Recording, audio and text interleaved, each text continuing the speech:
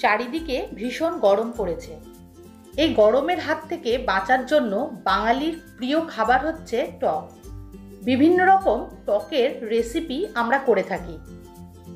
আজ আমি যে রেসিপিটি করে দেখাবো তা হলো কাঁচা আমের টক ডাল। এই টক ডাল খেতে যতটা সুস্বাদু ঠিক ততটাই পুষ্টিগুণে সমৃদ্ধ। তো আসুন দেখে নেওয়া যাক আমি কিভাবে খুব অল্প সময়ে আর সহজ উপায়ে কাঁচা আমের টক ডালটা করব।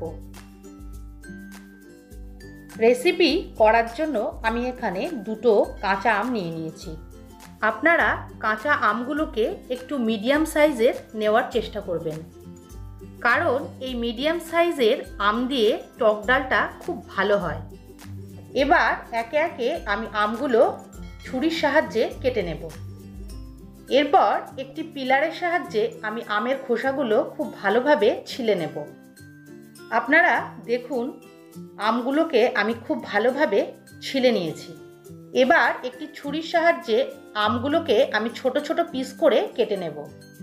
আপনারা আমগুলো কাটার সময় একটু খেয়াল করবেন যাতে সাইজগুলো একটু ছোট ছোটই থাকে, কারণ পিসগুলো খুব বড় বড় হয়ে গেলে সিদ্ধ হতে অনেকটা সময় লেগে যায়।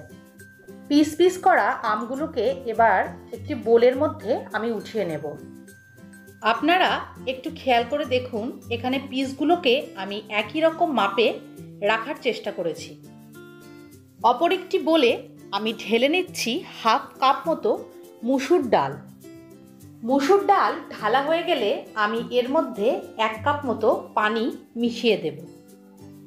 আমি হাতের সাহায্যে খুব ভালোভাবে মুসুর ডালগুলোকে ধুয়ে নেব। এবার এই পানি আমি ঝরিয়ে নেব।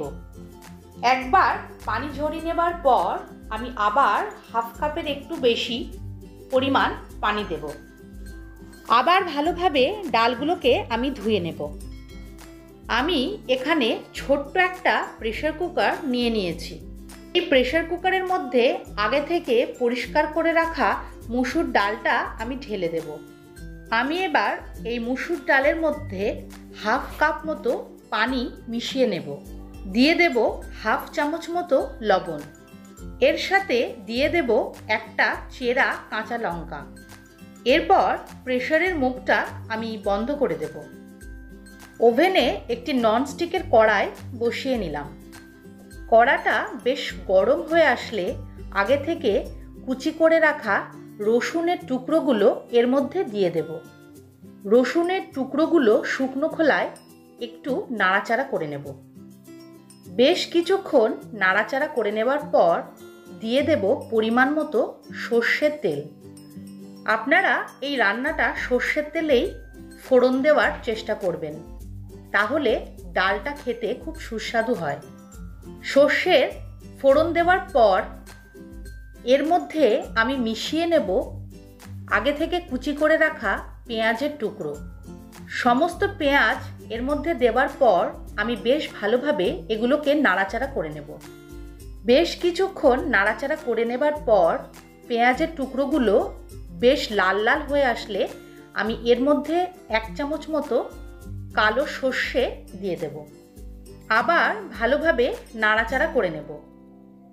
বেশ কিছুক্ষণ নাড়াচাড়া করতে করতে আমি এর মধ্যে কেটে রাখা আমের পিসগুলোকে একে একে দিয়ে দেব। আমের টুকরোগুলোকে সমস্ত মশলার সাথে খুব ভালোভাবে নেড়েচেড়ে নেব। এর ফাঁকে আমি প্রেসারে ডালটাকে সিদ্ধ করে নিয়েছি। আমি প্রেসারের ঢাকনাটা খুলে দিলাম। আপনারা দেখতেই পাচ্ছেন খুব ভালোভাবে ডালটা সিদ্ধ হয়েছে। অন্যদিকে আমগুলো নাড়াচাড়া করার ফলে বেশ নরম হয়ে এসেছে। আমি এবার আস্তে আস্তে সিদ্ধ করে রাখা ডালটা এর ওপরে দিয়ে দেব। এবার আমি খুব ভালোভাবে সব কিছু একসাথে নেড়ে নেব। এই ডালটাকে আমি হালকা ফ্লেমে ভেজে নেব।